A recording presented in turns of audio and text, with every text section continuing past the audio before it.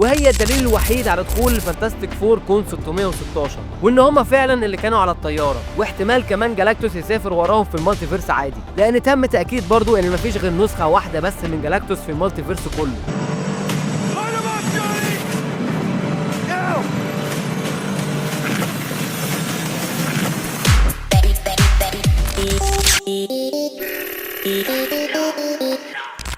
حبيب قلبي عامل ايه؟ خلاص يا ريس، اخيرا الفيلم نازل يوم الاربع بتاريخ 23/7، وقبل ما تدخل الفيلم لازم تكون شفت كل الافلام دي: فانتاستيك فور 2005 و2007، وفانتاستيك فور 2015، ودكتور سترينج ان ذا مالتيفيرس اوف مادنس، وديد بول اند وولفرين، واخيرا ثاندر بولتس. وعشان وقتك ما يروحش في الفرجه على الافلام دي، انا لخصت لك كل حاجه انت محتاج تعرفها قبل ما تدخل الفيلم، وكمان في اخر الفيديو هقول لك على اخبار جديده يا دوبك لسه نازله تخص الفيلم بتاعنا، فتابع معايا للاخر عشان ده اهم فيديو انا عملته الفانتاستيك فور. والفيديو هتلاقيه متقسم عشان لو حبيت تسكيب اي جزء وتنط لاي جزء تاني، فلايك يا كلمتين والسبسكرايب الجميل وعارني انتباه.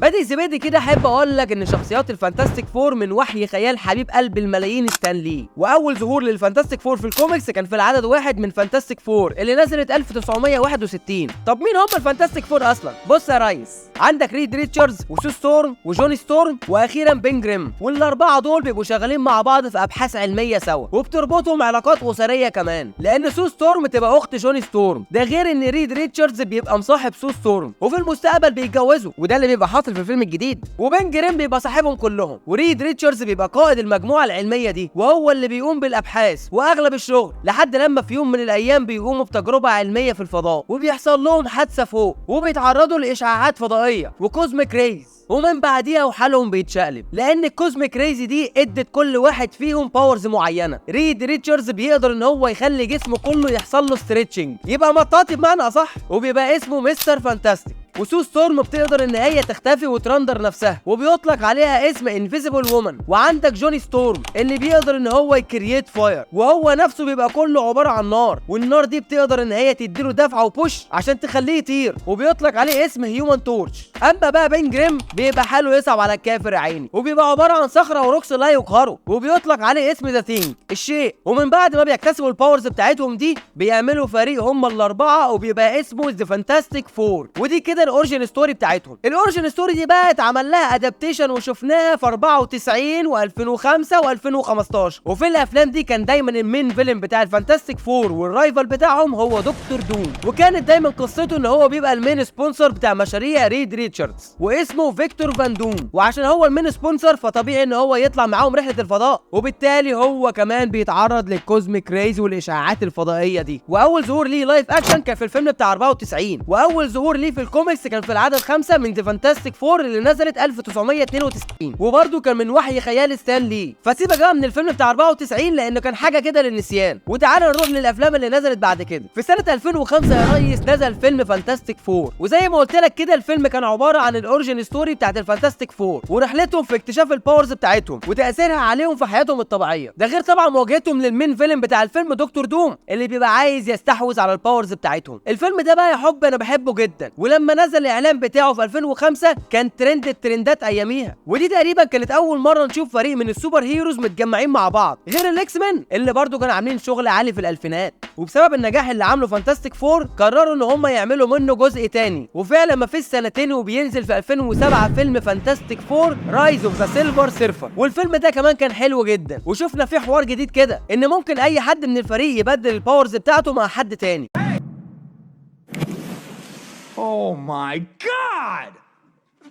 وبرضه شفنا فيه رجوع فيكتور فان دوم تاني بعد ما الفانتاستيك فور نهوه في الجزء الاول، بس المره دي الخطر اللي كان بيهدد الكون بتاع الفانتاستيك فور كان ظهور كائن فضائي غريب يسمى بالسيلفر سيرفر. واول ظهور للسيلفر سيرفر في الكوميكس كان في العدد 48 من الفانتاستيك فور اللي نزلت 1966، والاوريجين ستوري بتاعته في الكوميكس بتقول انه مش بني ادم، وان هو عنده صفات البني ادمين، واسمه اصلا نورين راب، وموجود على كوكب زين لا، وكان مهتم بدراسه علم الفلك لحد لما في يوم من الايام الكوكب بتاعه كان هيتدمر على ايد كيان اسمه جالاكتوس. People called it Galactus, the devourer of worlds. It must feed on energy to survive. وجالاكتوس ده في الكوميكس بيبقى كيان كوزماتيك بيستمد القوه بتاعته من الباور بتاعه تدمير الكواكب، واول ظهور ليه في الكوميكس كان في نفس العدد اللي ظهر فيه السيلفر سيرفر رقم 48. المهم ان نورين سخر نفسه ليه قصاد ان هو ما يدمرش الكوكب بتاعه، وفعلا جالاكتوس مش بيدمر الكوكب بتاعه، واداله جسم سيلفر جديد، واداله كمان السيرفر بورد اللي نورين بيستمد قواه منه، والسيرف بورد ده اللي بيخليه يسافر ما بين الاكوان بسرعه تفوق سرعه الضوء. ومن ساعتها ونورين بقى يجول اليونيفرسز كلها بحثا عن كواكب عشان يظبط بيها جالاكتوس. وفي 2007 بيوصل العالم بتاع فانتاستيك فور، وبيكون هو المين فيلن بتاعهم ساعتها في الفيلم ده. الفيلم ده برضه كان طفره اياميها، ومحدش كان فاهم ايه السيلفر سيرفر ده غير الديزاين الغريب بتاعه اللي كان مبهر كمان وقتها. والفيلمين دول بالنسبه لي هم احلى افلام اتعملت للفانتاستيك فور. المهم بقى يا ريس ان من ساعه 2007 واحنا ما نعرفش عنهم حاجه، وما شفناش جزء ثالث للافلام دي، عشان نروح لسنه 2015 وصدور ريبوت لفيلم فانتاستيك فور. وفي الفيلم ده شفنا تاني الاوريجين ستوري بتاعت الفانتاستيك فور. Incredible.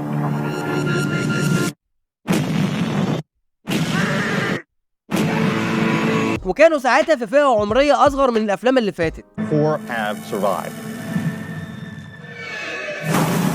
All exhibit unique physical conditions. وبرضه شفنا تقديم الدكتور دوم، بس المرة دي كانوا عاملين له مشاهد أقوى عن الأجزاء اللي فاتت. Goodbye, Susan. Victor, don't do this! There is no Victor. There is only doom. بس للأسف الفيلم ما عجبش الفانز، لأن أياميها كانت مارفل مكتسحة السوق بأفلام السوبر هيروز، والفيلم ده ما كانش ليه علاقة بالام سي يو، لأن حقوق الشخصيات بتاعت فانتاستيك فور كانت مستحوذة عليها شركة فوكس، زي ما كانت مستحوذة على الإكس مان كده. والفيلم ده للأسف ما حققش النجاح اللي كان مطلوب منه، ووقف المشروع على كده. عشان نروح بعدها يحب لسنة 2022 لمارفل بقى، بعد ما أخدت الحقوق وادتنا نسخة مختلفة تماما من ريد ريتشاردز في فيلم دكتور سترينج إن ذا مالتيفيرس اوف مادنس. The smartest man alive, Reed Richards of the Fantastic Four. واللي كان عامل الدور كان جون كراسينكسي، وده كان بناء عن طلب الفانز ان هم كان نفسهم يشوفوه هو عامل كاركتر مستر فانتاستيك. بس احب افكرك ان النسخه دي من مستر فانتاستيك كانت في كون 838، يعني مش الكون الاساسي بتاع الام سي يو. وللاسف واندا في الفيلم ده نهيته وخلته سباجيتي.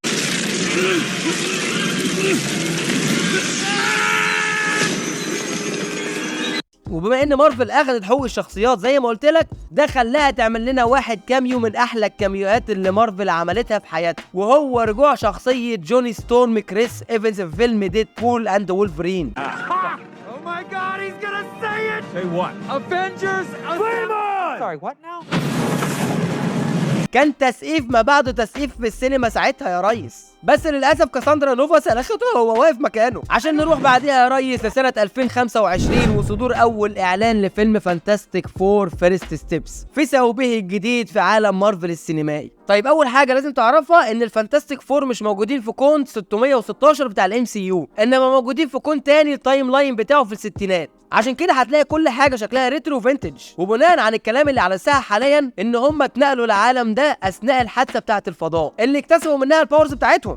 Wow, folks, we all know the story. Our city, our planet owe a debt to these intrepid souls.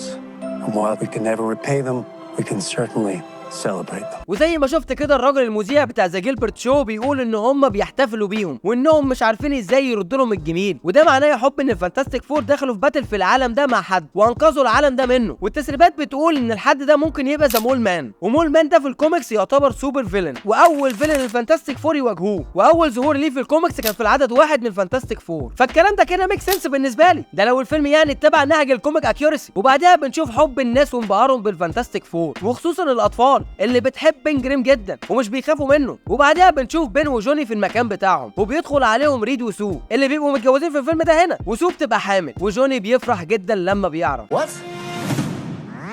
You're gonna be the best mom. واحب اقول لك موضوع ان هي حامل ده مش موضوع هين كده، لان اللي بتبقى حامل فيه ده بيبقى فرانكلين بنجامين ريتشاردز، وده في الكوميكس يعتبر شخصيه اقوى من واندا ماكسيموف نفسها، ويقدر ان هو يخلق عوالم من العدم ويغير في الرياليتي كمان. وبعدها يا ريس Are you the protectors of this world? Yes, we are. Your planet is now marked for death.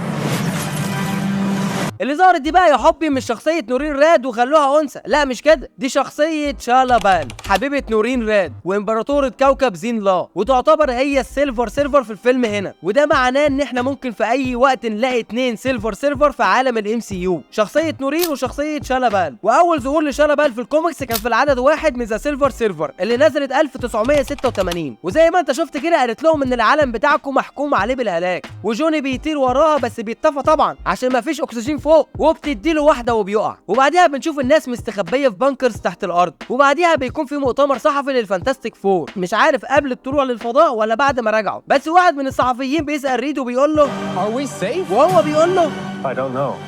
وطبعا بيبقى باين عليه هو وبين وجوني ان الدنيا مش سيف ولا حاجه، وبنشوف بعدها اللقطات دي. We will face this together as a family. واحلى لقطه فيهم هي ظهور جالاكتوس اخيرا ووصوله للكون اللي موجود فيه الفانتاستيك فور، وفي الاعلان الترويجي اللي نزل من شهرين شفنا له اللقطه دي كمان. وبعدها يا حبي بيدونا لقطات حماسيه جامده للفريق.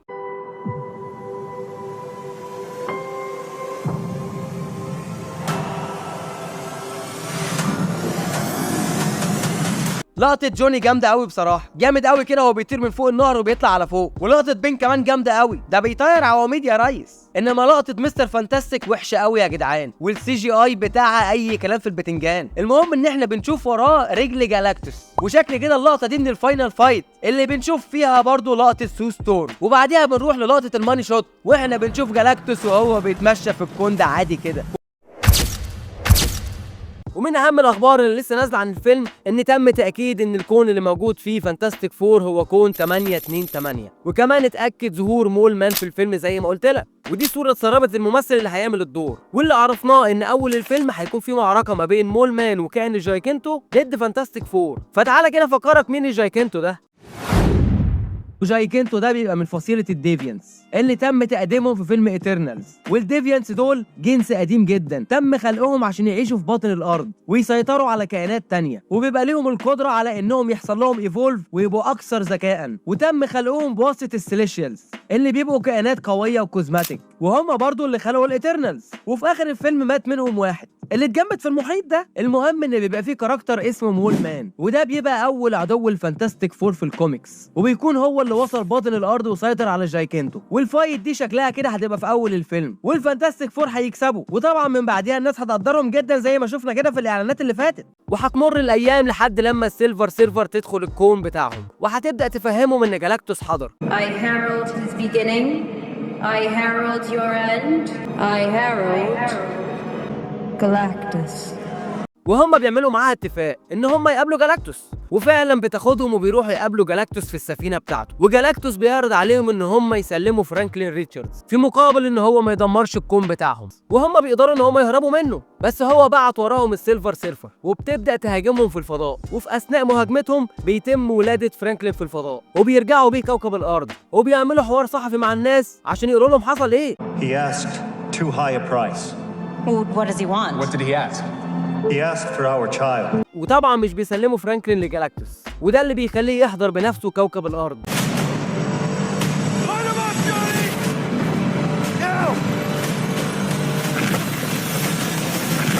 ومن اللقطه دي بيبان ان هو فعلا هيوصل لفرانكلين، وبنشوف ساعتها لقطات جديده حلوه زي اللقطه دي مثلا. اللقطه دي هي احلى لقطه لمستر فانتاستيك لحد دلوقتي، وكمان عرفنا ان هم غيروا السي جي اي بتاع شالابال عشان تبقى اكثر واقعيه. المهم يا ريس ان مفيش اي حاجه لحد دلوقتي تاكد هل الفانتاستيك فور هيقدروا ان هم ينتصروا على جالاكتوس ولا لا، بس من وجهه نظري ان هم مش هيقدروا ينتصروا عليه، وعشان الكون ما يتدمرش هيضطروا ان هم يسافروا بالمالتيفيرس عشان يدخلوا كون 616، وده المشهد اللي شفناه في البوست كريدت سين بتاع ساندر بولتس. Extra dimensional, what does that mean? Wow, cool ship. طبعا هتيجي تقول لي ان الطياره دي مش هي اللي ظهرت في فيلم فانتاستيك فور، هقول لك ماشي قشطه عادي يعني. ريد ريتشاردز زي ما كان عامل الطياره دي هو ممكن يعمل طياره تانية يكون ليها مواصفات تانية عشان تقدر تسافر بالمالتيفيرس، والدليل على كلامي هي الصوره اللي قدامك دي اللي اتسربت. وهنا بنشوف اجتماع جون ووكر والنيو فالكون وذا سينج ببدله السي جي اي، والصوره دي من تسريبات فيلم افنجرز دومز داي، وهي الدليل الوحيد على دخول الفانتاستيك فور كون 616، وان هم فعلا اللي كانوا على الطياره، واحتمال كمان جالاكتوس يسافر وراهم في المالتيفيرس عادي، لان وتم تاكيد برضو ان مفيش غير نسخه واحده بس من جالاكتوس في المالتي فيرس كله. نسخة واحدة لن تتكرر. ومده الفيلم هتبقى ساعتين الا 5 دقايق. What time has it been? No. What time has it been? No, Johnny. Say it! I don't wanna! Say it! واخر خبر احب اقوله لك ان في 2 بوست كريدت سين من اخراج الروسو براذرز، واكيد في واحد منهم هيظهر فيه روبرت داوني جونيور بدور دكتور دوم. بص هو اللي اتاكد ان في دكتور دوم بس مش هيبان وشه، وانا بصراحه لو ده حصل هبقى محبط جدا. مفيش داعي انك تداري وشه، حاجه مش منطقيه يعني. ما انا وانت وكل الناس عارفين ان دكتور دوم هو روبرت داوني جونيور، الا بقى لو الروسو براذرز ناويين يقدموا لنا كذا نسخه من دكتور دوم، ساعتها هيكون في كلام تاني. واشوفك بعد الفيلم يا ريس. وبس كده عايزين المستمع، اتمنى اكون فدتك وسليتك شويه. ما تنساش قبل ما تمشي تبقى تقول رايك في الحلقه في الكومنتس، وتعمل فولو لحسب انت سامعني منين. ولو انت على اليوتيوب ما تنساش تبقى تعمل سبسكرايب وتفعل جرس التنبيهات عشان يجيلك كل جديد. وراك كلمتين عشان فعلا بيساعد. كان معاك وليد حسوبه من حسوبه توكس. سلام.